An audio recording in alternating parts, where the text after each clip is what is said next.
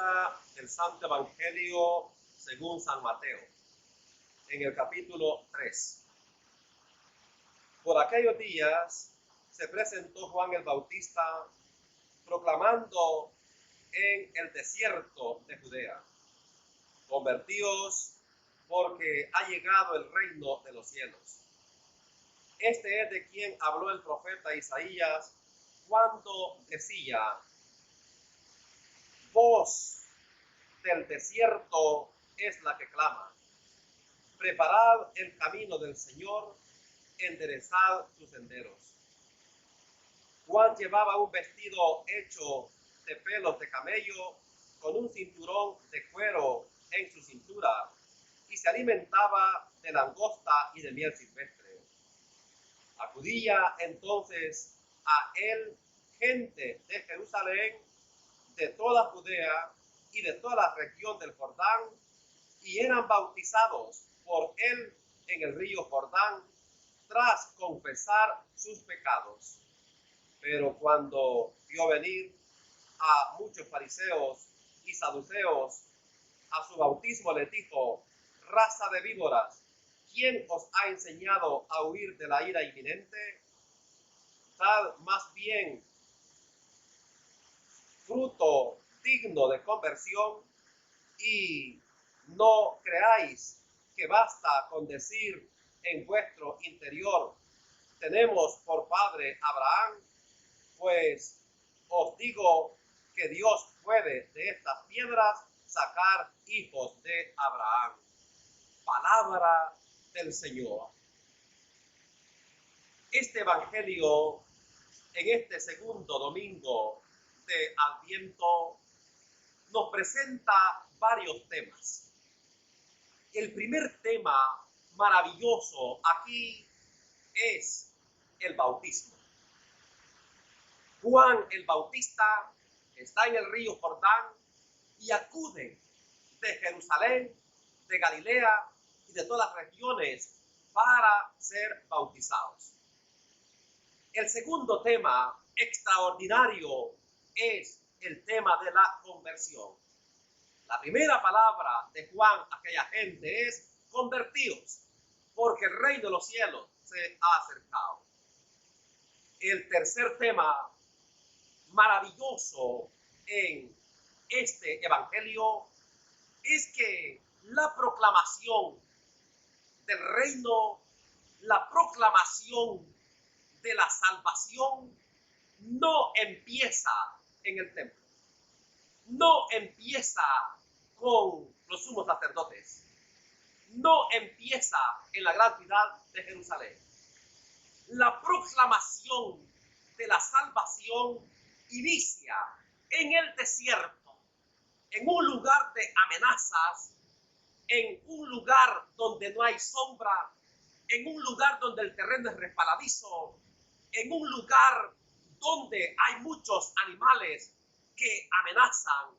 Allí es donde inicia la proclamación del reino de Dios. Esto es interesante, porque otra vez nos volvemos a acomodar a los templos, otra vez nos volvemos a acomodar en las ciudades, descuidando de que los orígenes de la evangelización son en el desierto, en lugares terribles, en lugares peligrosos, en lugares complicados. Así tiene que ser la encarnación del evangelio, no tras comodismos, sino tras amenazas. Pero yo quiero invitarte a que nos fijemos en otro tema que me parece magistral en este evangelio. Y es que dice la palabra del Señor que toda aquella gente se acercaba a Juan el Bautista y se bautizaba, fíjate, tras confesar sus pecados. Sacramento de la confesión, sacramento de la reconciliación, el sacramento de tener esa gracia de confesar los pecados y recibir la misericordia del Señor. Y note usted, no se confesaban con Dios, no, Señor, se confesaban, dice el Evangelio, venían a él, ¿a quién? A Juan el Bautista, que era un hombre que estaba en el desierto, que comía con miel y langosta, vestido de una piel de cuero, un hombre, y a este confesaban sus pecados, y entonces recibían el perdón, el reconcilio con el Señor. Esto es extraordinario, porque hay mucha gente con Biblia en mano argumentando que no se puede confesar con otro hombre. ¿Dónde dejas Mateo capítulo 3, versos 1 en adelante, que aquella gente viene y se confiesa no con Dios, sino con Juan el Bautista, un hombre concreto? Esto está en sintonía, queridos hermanos y hermanas, justamente con Proverbios, justamente 28:13. Proverbios 28:13 dice textualmente: el que confiesa sus pecados prosperará, mas el que los encubra no alcanzará misericordia. Mira qué belleza. ¿Y por qué el proverbista tiene este precioso pasaje? Porque en todo el Antiguo Testamento, basta ver Levíticos capítulo 5, se ofrecían sacrificios,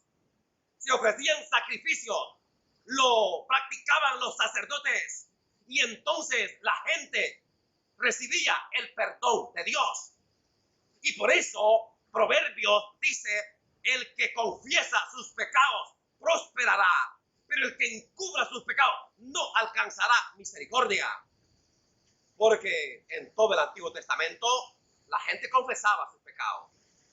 La gente decía: yo he cometido este error, este otro y este otro y este otro. Y entonces le decían: ofrezca un cabrito, ofrezca una oveja, ofrezca una paloma, y entonces tráigalo al templo, lo harán los sacerdotes y sus pecados son perdonados. Lo hacían hombres. Por tanto, el sacramento de la confesión, el arte de hacer un examen de conciencia, el arte de sentir dolor por los pecados, el arte de decir los pecados al confesor, el arte del propósito de enmienda y el arte de cumplir penitencia, esto está argumentado en la palabra del Señor. Miremos muy despacio Juan 20, 19 al 23. Juan 20, 19 al 23, dice el Evangelio que Jesús dijo a los apóstoles: reciban el Espíritu Santo. Fíjate, reciban el Espíritu Santo. Así como el Padre me envió, así los envío yo a ustedes. A quienes ustedes perdonen, queden perdonados. Y a quienes no libren de sus pecados, queden atados. Esto es sacramento de la confesión. Y aquí hay unas tres cosas maravillosas. Uno, así como el Padre me envió, Padre misericordioso, el Padre que perdona. Isaías 1:18, aunque tus pecados sean negros como el carmesí, aunque sean negros como la grana, ven para que rendemos cuenta, quedan blancos como la lana, blancos como la nieve, dice el Señor. Pues este Dios manda a Cristo Jesús, el que perdonó a la mujer adúltera, el que perdonó a Zaqueo, el que perdonó a María Magdalena, el que perdonó a aquel ladrón que había crucificado a la parte de él, y el que propuso la parábola del hijo pródigo, una parábola de perdón, una parábola de misericordia. Y dice el Evangelio que este Jesús, enviado por Dios, les dice a los apóstoles: reciban el Espíritu Santo. Fíjate, así como el Padre me envió, así los envío yo a ustedes. A quienes ustedes perdonen, queden perdonados. Y a quienes no libren sus pecados, le queden atados. Mucho mejor todavía, si tú quieres, mucho mejor todavía, también Mateo 16:18. Dice: lo que ates en la tierra, se le dice a Pedro, que era hombre, lo que ates en la tierra quedará atado en el cielo, y lo que desates en la tierra quedará desatado en el cielo. Si tú quieres, Santiago 5:17, confiésense los pecados unos a otros. Esto es de dimensión divina, esto es de dimensión bíblica. Te estoy citando palabra de Dios. Pero hay una actitud extraordinaria y es Mateo, justamente Mateo 9:8. Dice que le presentan a Jesús un paralítico y el Señor lo cura, pero también le dice, levántate, tus pecados son perdonados. Y entonces dicen los fariseos, pero ¿cómo este hombre puede perdonar pecados? Y dice Jesús, para que sepan que el Hijo del Hombre tiene poder para perdonar pecados, le dijo al paralítico, levántate, tus pecados son perdonados. Y dice el Evangelio, fíjate, que la gente daba gloria a Dios por dar el poder de perdonar pecados a los hombres. ¡Qué maravilloso! Yo no entiendo cómo lectores de la Biblia pueden negar el sacramento de la confesión. No entiendo. Si el sacramento de la confesión está muy argumentado en la palabra del Señor, el sacramento de la confesión es una necesidad. Todos necesitamos reconciliarnos con el Señor. Todos necesitamos entrar en contacto con Dios después de que hemos fallado, después de que hemos pecado. Si me permites,